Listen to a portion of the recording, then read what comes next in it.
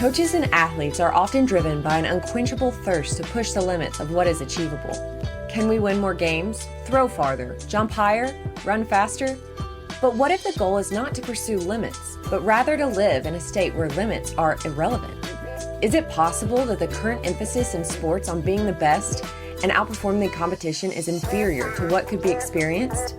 We believe the answer is a resounding yes. As believers, we are designed to recognize and respond to God's activity in our lives. What if there is an entirely different way to interact with God's presence while competing?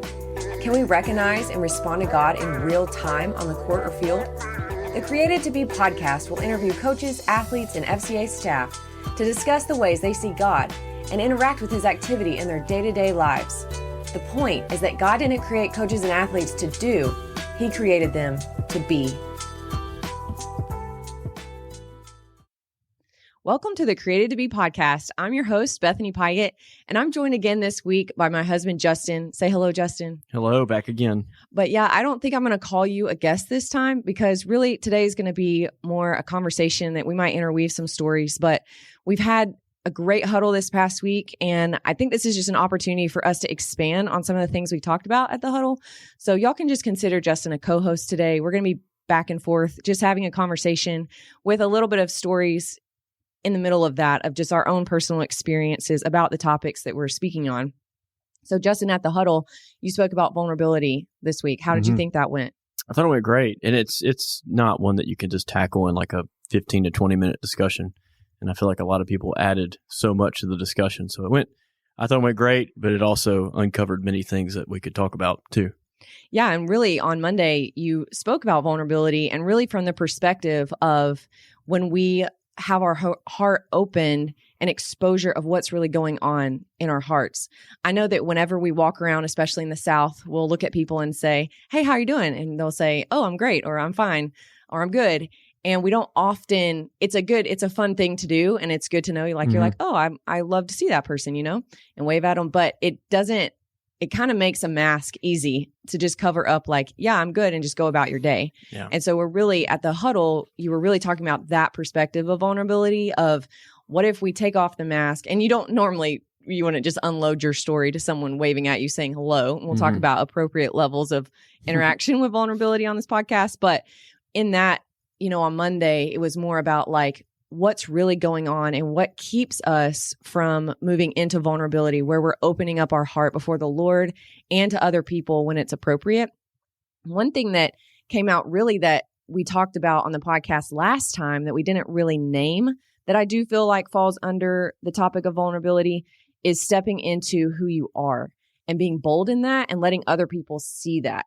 So I just wanted to come in this podcast and talk more about vulnerability so that it kind of adds and supplements to what we talked about at the huddle, and talk about vulnerability from two perspectives of what it is. So we mean two things, exposure of self, not just that whole "I'm fine," but letting people see what's really going on, not just toughing things out or getting by or grinding it out, but exposing weakness. And a lot of times this is not just for the sake of exposure.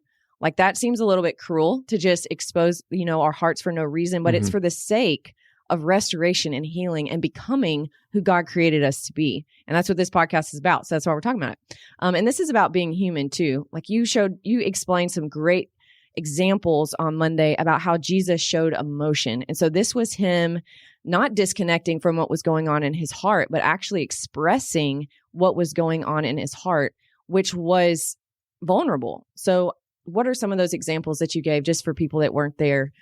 Jesus wept with Lazarus. I mean, he washed feet and he took a servant position and put himself in a lowly position. There were many times where he would just the emotion of the moment, he would not hold back. He always called his disciples higher to a deeper way of thinking and operating. He showed his vulnerability to Peter and John in the garden and let them in on that. Right. Really invited them in close. And both had two different perspectives on it too. It's interesting. Just even with John and Peter. Peter is definitely one that was like, "I will never leave you. I'm going to be with you the whole time." John never had to say it because it was never in his mind. Like John was close from the beginning and remained there. And that's why John talks about how he's the one that Jesus loved. But it's yeah, it's just different perspectives of who got to see all that. And only a few people did, but he opened himself up to others for them to show that too.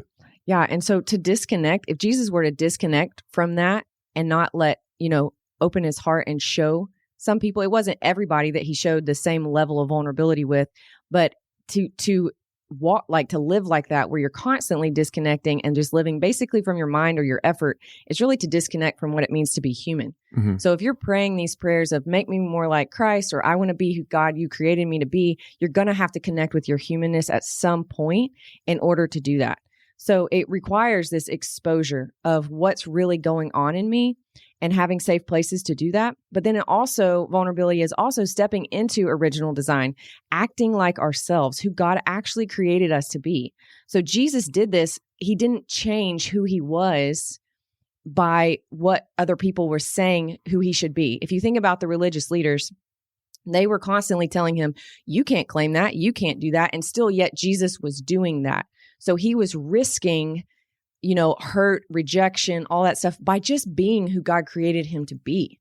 So these are two different things. Exposure of self is more about there's something broken, there's some struggle, there's some battle going on in me that I need this. I need to be able to expose this, and I need other people to help walk with me and give me their strength. Like Jesus was inviting those disciples in. He was saying, pray for me. Mm-hmm. Like I'm about to go through this, and they just didn't get it. But he was exposing, like, this is hard, Mm-hmm. and I'm walking through this. And so we expose that, we get help, we get restoration, healing. And then there's also this, you mentioned in last week, you were saying, like, I began to pray around other people and they were affirming me, or I was serving.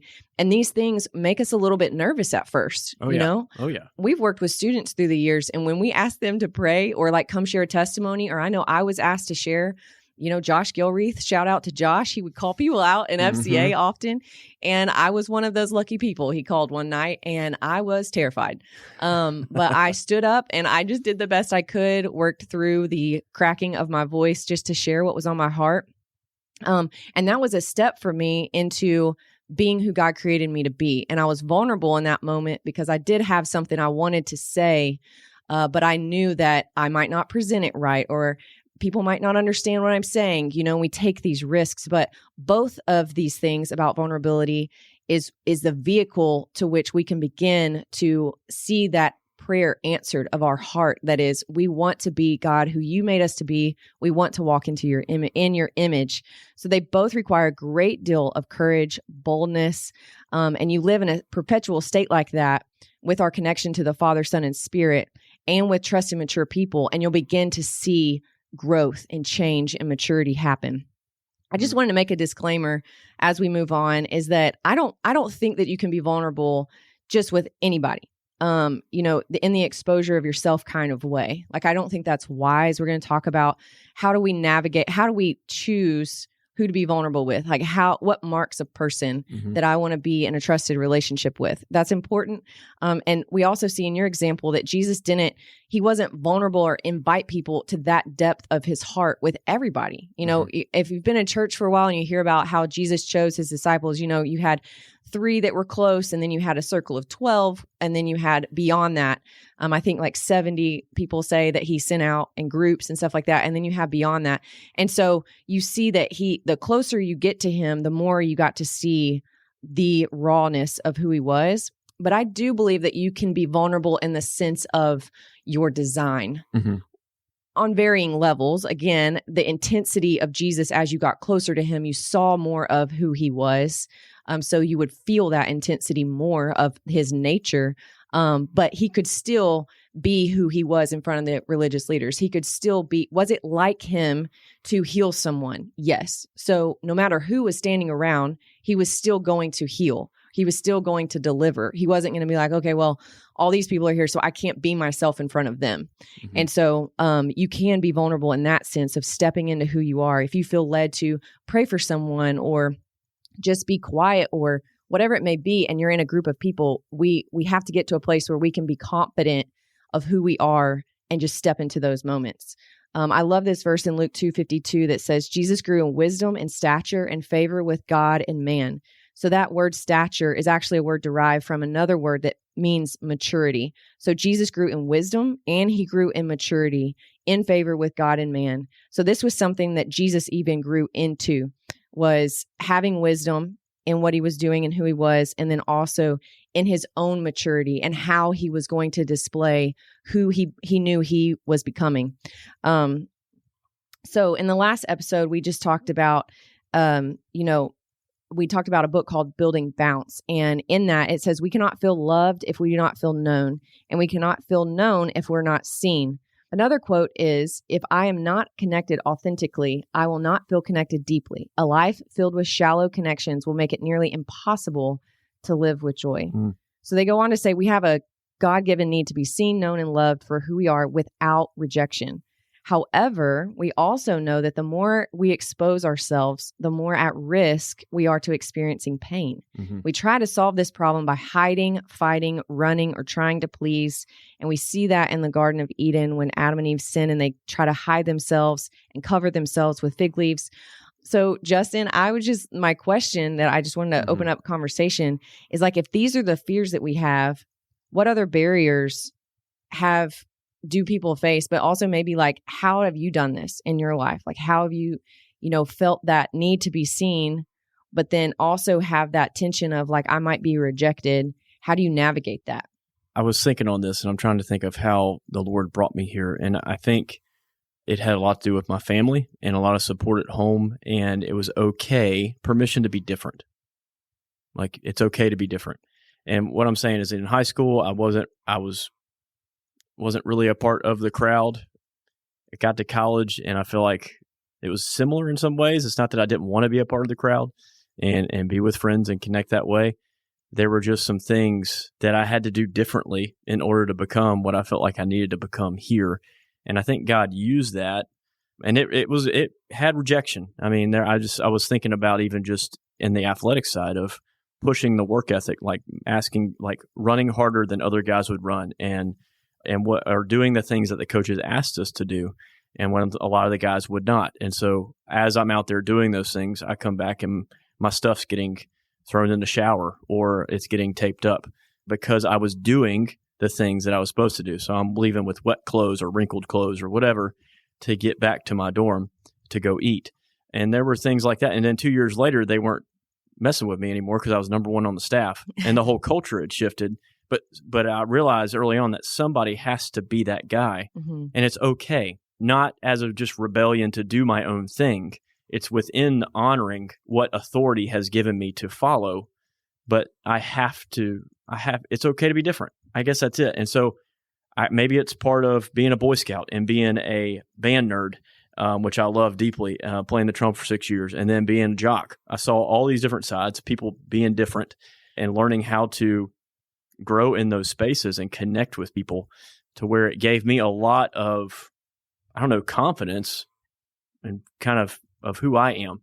And then I can step in to be that. And so it just continued when I got to church, because then I got those circles of people that were investing in me and called out things in me, like we talked about last week. And then FCA just furthered that. And then finding the Lord and all that too. It wasn't just me on that journey. It was God's hand in all of it. And I feel like he just started piecing it all together in college for me. And the barriers were real. Like, I faced the rejection. I think you just have to face it. And once you realize that it's really not that bad, and it's going to happen, it's inevitable, and it's not that bad, and you have support groups around you to help shape that for you and give you proper perspective, like godly people, it just propelled me forward. But it is very real. Like, you're going to get rejected at some point. You're going to feel judged. People will try to take advantage of it. It's just going to happen. I think encouraging people to just go ahead and face it is a really big step. I love how you mentioned that you could just have permission to be different. And I was thinking about how what we're talking about isn't this self-centered type of thing where it's like, well, look at me, I'm different. This is a response of living from the heart that Jesus actually put in you. And that's a very tender, vulnerable place, because who we really are is precious. Like, if we expose that to other people and then just get rejected, it's really painful. If we're posturing and we get rejected, it doesn't hurt as bad because we know it's fake. But when we actually put the real thing of who we are out there, that's when we can get hurt.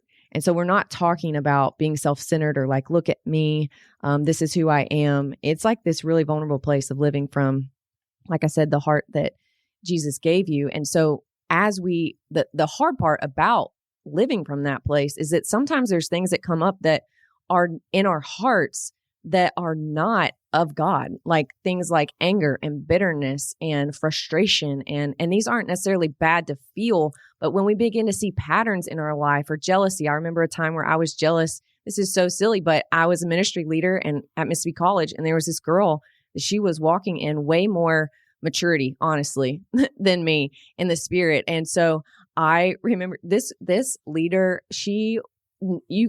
nobody could get mad at this girl. She walked in so much purity and so much joy. And so what was good about that for me was that then, because I couldn't blame her or point to anything in her life that I could judge her for, I knew that the emotion and what I was feeling was coming from me. And I had to bring that before the Lord, because what that does is if I didn't face that jealousy in my heart, that would keep me from becoming who I was asking God to make me into. And so it's good when these things come up in our hearts, because then we have to say, okay, this isn't me. This isn't who God made me to be, because we can see in Galatians, it talks about the fruit of the Spirit. So that's a really great litmus test for like, this is who God made me to be: love, joy, peace, patience, kindness. And no, we're not perfect, but there's other things that compete with those things. Mm-hmm. And the freedom that we have in Christ, which is incredible that he gives us access to this, is that when those other things rise up in me, if I can realize this is not who he made me to be, so there is freedom to be had if I bring this out into the light. And the more that you can realize that discrepancy happening and be quick to come to him, then he can heal that thing. He can show you where maybe this jealousy entered your heart, and you can repent, which means change the way you think. Mm-hmm. You can see the situation different. You can see him different. You can see yourself different. You can see other people different. And then you move forward in healing. And then you're like, oh, I can walk in joy. Well, how'd that happen? I didn't discipline myself into joy. I exposed something that was not of him, that was coming up in and out of me. And then he healed me. It's amazing how it works. So I just didn't know if there's a story or an instance you have of even recognizing when those things come into your attention and how you navigate facing them. That's good. And I was even thinking about how injuries do that. Injuries really bring things to light and expose things inside, and you have an opportunity to do something about those. They're really a gift when those things happen. But for me, like in all that, sports was big, and God used sports to show me kind of who I was, but also expose things and point out things to me that I'm not and that I was agreeing with. And one of those was fear of failure. Big one. I think we could all talk about that for a while, but who I was determined by how I performed, how nice of a guy I was, or how good of a teammate I was. If I had a pretty good outing, I was pretty good that week. If I had a bad outing on the inside, I felt awful. I wasn't myself. And trying to work through those things to get freed of that was big. I had to take those things to the Lord and be like, I'm not meant to live this way. I'm not meant to be so up and down in my life. I know you have more for me. And so he started exposing some of those things in me. And a big one too, it led me to even the deep things inside of me, certain patterns in my life, certain addictions that I had to face. And one of those was just what I was watching on a regular basis, what I was exposing myself to. And so having to face that and share that with a leader in my life was a big deal. And the way he cared for me in that sharing was a big deal. Mm-hmm. Man, you just have to face of like, this is not me and this is not who I'm meant to be. And God is calling me to be free of these things. In order for me to become all that he desires me to be, I can't live like this. Can't live in this duplicity. Mm-hmm. The gospel is so much bigger than me living a life of duplicity and saying, I'm transformed. Like, that's so good. Like, no, that's not, partial transformation is not the gospel. Mm-hmm. And I think the Lord is really wanting people to go, hey, I can change everything. I finished it on the cross. Do I really believe in the finished work of Jesus, and that my life can represent the finished work of Jesus? And I think that's the rub. And if we can sit in there and be like, well, I'm just going to struggle, woe is me, and we could stay there. Many people stay there, and they stop pursuing the heart of Jesus. They stop going after who he is, what he's calling them to become, and really exposing themselves. Because this is nonstop. This does not stop. I have married. I have kids. It is constantly coming to the forefront in me and in our relationship, but then also in the way we're leading our kids and how they see everything that we do. Yeah. And we'll just throw it right back at us. And it's just a mirror constantly. And so it's a good thing. It's a great thing. And the Lord is looking for folks that are willing to just believe different.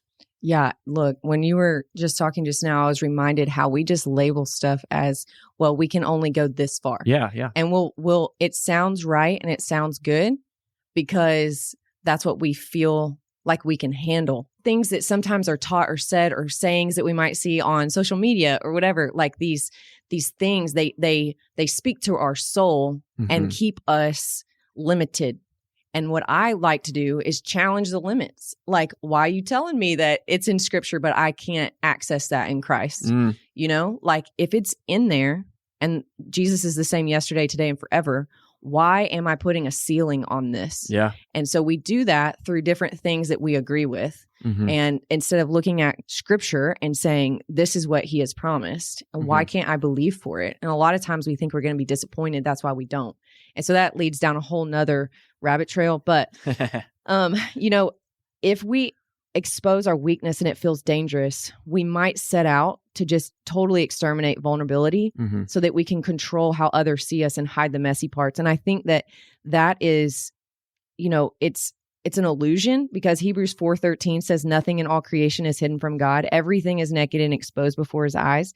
And he's the one that we have to give account. So whatever we're hiding is not, he sees it all anyways, you know? So that's one thing I remember. I listened to this podcast and I was just, as I heard these testimonies of these people, it spoke to me because I realized, I was like, I can either wait and be fully realize the realization of like being before God, fully transparent when I stand before him one day, or I could just go ahead and admit these things to him now. Like, what am I waiting on? Because he already knows, right? So I had this one time really concentrated season when we lived in Austin, Texas, where God was dealing with a lot of these things in my heart. I realized I had all this anger and I was like, I'm not normally an angry person.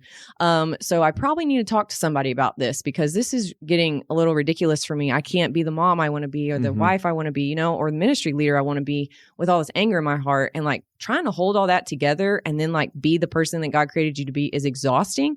And sometimes you can't do it. And so you'll go off the rails in an instance where you shouldn't, you know? So it's kind of strange to people. I'm like, what's wrong with her?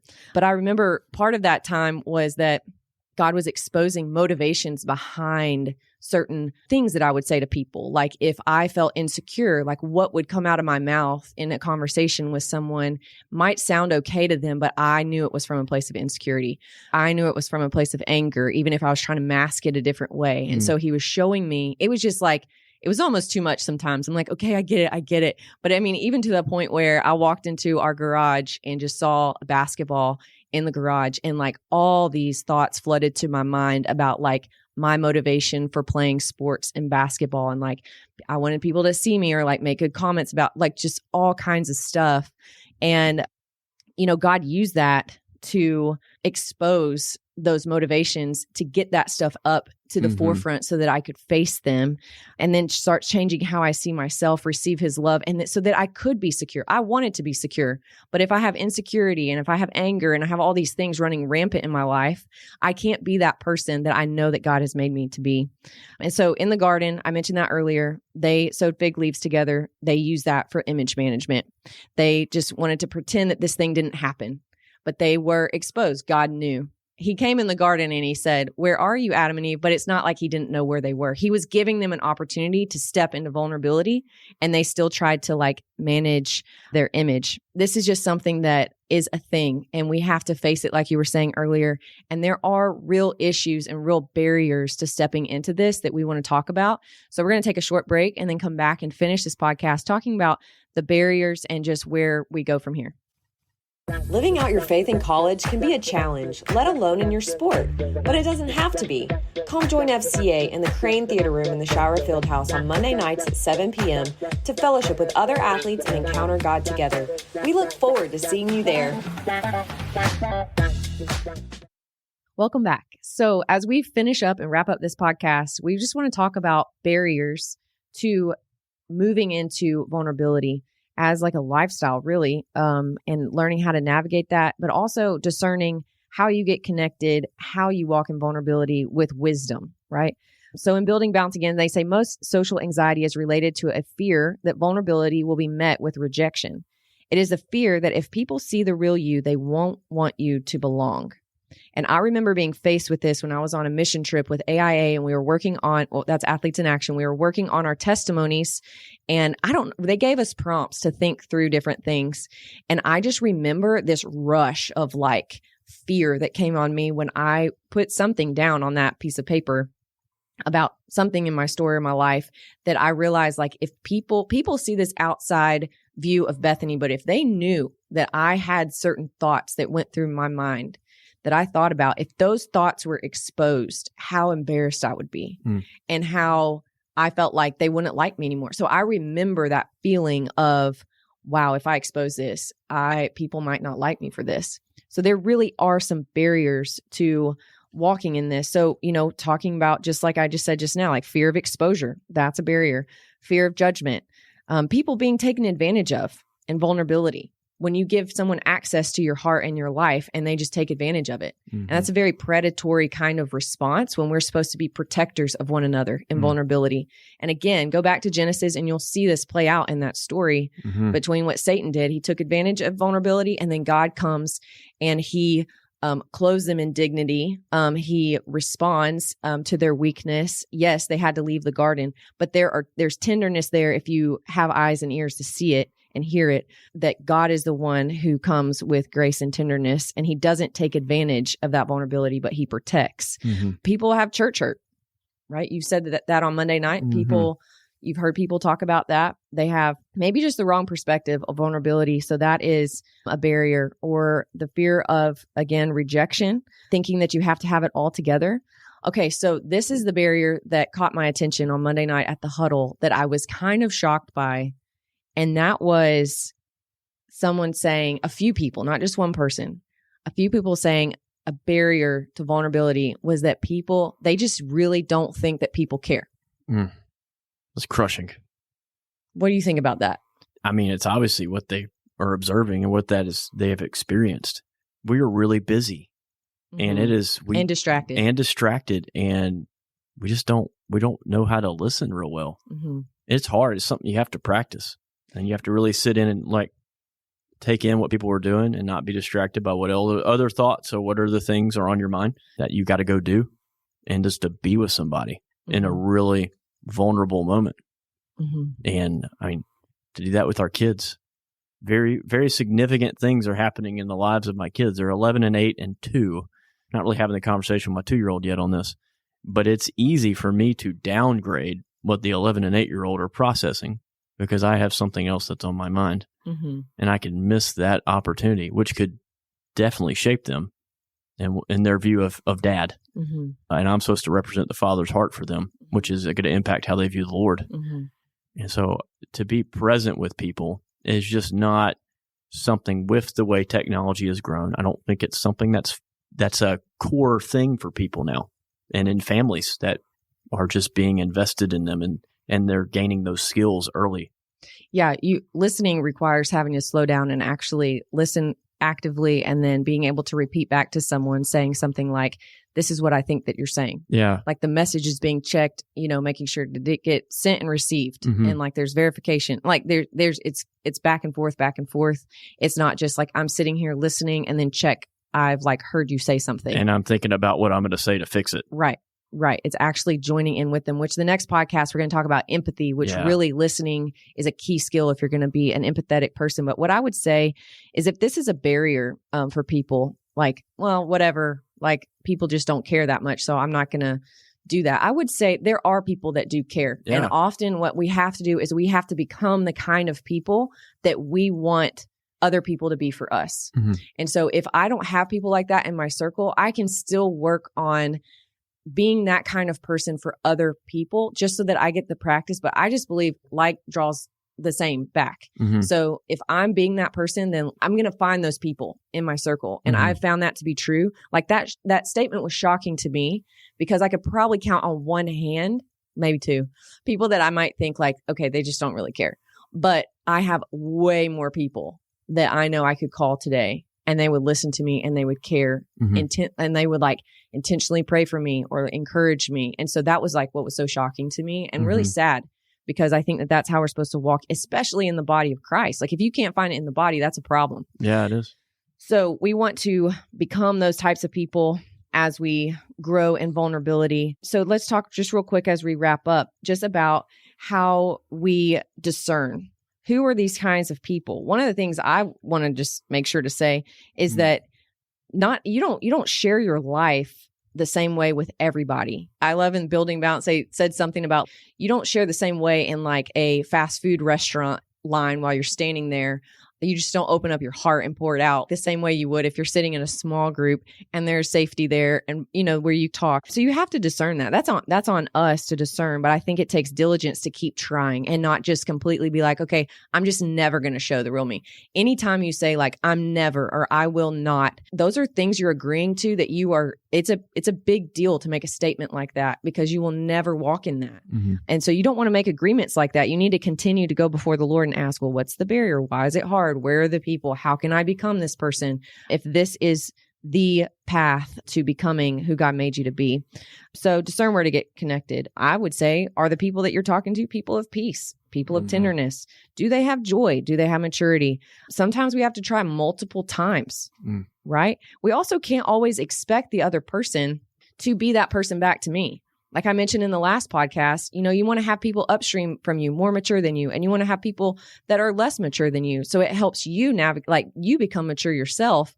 So I don't, when I talk to certain people that are more mature than me, they have the maturity to know we're not here necessarily always to share. They probably are going to do more listening, and then vice versa. Like if someone comes to me and wants to talk to me, in confidence and stuff, then I know I'm not going to just take this time spill all what's going on in my life. Like I'm here to serve and love them. And so you have to have that kind of awareness to discern these things and to realize not every relationship is the same or two-sided. Anything you want to add to that? Oh, and I think one of the big things that helped me is looking at adults and other people in my life and the fruit in their life. Oh, that's good. And going, that's something I don't have. That's a skill that I want. I maybe didn't know it at that time, but that's a skill that I want. But there was just something coming off of them that was different that I wanted. Being around those types of people and inviting them into that, and then really them inviting me into that too, because they opened themselves up to me. And it's availability deal. They're going to open themselves up to you. If you find these people, they're going to be open for the most part. Some may not, but most of the ones that have that kind of fruit that you're like, okay, they care. We'll respond accordingly. Yeah, I think that's a great, practical, easy way to tell. This is at least a person to start. And I don't normally, I kind of test waters, like I might put a feeler out there, like share something that God's been doing in my life and see how someone responds. I don't just say, hey, I just have all this stuff to unload on you. Let me just unload on you. I think that you can kind of put feelers out there and build trust that way. Just one more quote here as we wrap up. One skill everyone needs to learn is the art of authenticity. We need to learn how to share our heart at appropriate levels in appropriate situations. First, you determine the maturity of the other person, and then second, the context. So that is practical for those of you who like that practicality, but ultimately vulnerability is about the desire to be seen, and God made us that way. So if we don't step into this in some level and get on that path, we just continue to be at this stalemate. So God created us vulnerable, but then we have people who take advantage of that in our lives. And we all can attest to that because of the brokenness of the world and the fallenness of the world. But we see that Jesus was able to navigate this world, this fallen world, in vulnerability. What he did on the cross in his death, burial, resurrection is that he has given us the connection to his Father, that the same way that he was able to draw strength from and relationship from his Father in vulnerability, he shares that relationship with us. So now I'm not just asked to step into this with no source. Like I'm asked to step into this the same way that Jesus was able to walk in this, because it's all because of the access to the Father and the access to that relationship. So it requires faith to step back into this original design of vulnerability and trust that I can actually live from that place. And I believe the people of God will emerge as a people who can live in that state of vulnerability and also empathize with others who are trying to live in vulnerability. So it'll take a secure, vulnerable people to lead the rest of people back to original intent, like we see in Adam and Eve in the garden before the fall, to be vulnerable in a safe place in the presence of God and with other people, aware of the deception that will lead us into hiding. So we're going to be able to discern, like, that's not the way I want to hide. And instead of hiding, we're going to choose to go to the safe place in God and in other people, trusted people. So it's not going to be pretty or cakewalk. We talked about that, but it is a place that we can live from, and we just got to continue to be diligent in that. And so in the next episode, we'll come back and talk about empathy, how shame plays a role in messing a lot of what we're talking about up, but how empathy can negate that, and how empathy is the antidote to shame. And then also growing more in connection with God and others, what that kind of looks like. And the goal of these first 3 podcasts is just to lay a foundation for what we're talking about at FCA, kind of the dynamics of our relationship with God. And then in the episodes at the end of the season 2, we will be doing more interviews to just flesh out in the lives of people that are in this ministry, how they're doing this and how they've seen vulnerability play a part in their story and how they're growing in their connection with Christ, to just encourage those who listen. So make sure to come back, listen next week, and then we'll get into more stories with athletes and different people in the ministry of FCA at the end of this season. Thanks for listening to the Created to Be podcast. To learn more about Mississippi State FCA, visit www.msufca.org and follow us on Instagram at HailStateFCA_. If you would like to become a financial partner, visit www.fca.org/donate to sow into the work God is doing through FCA at Mississippi State.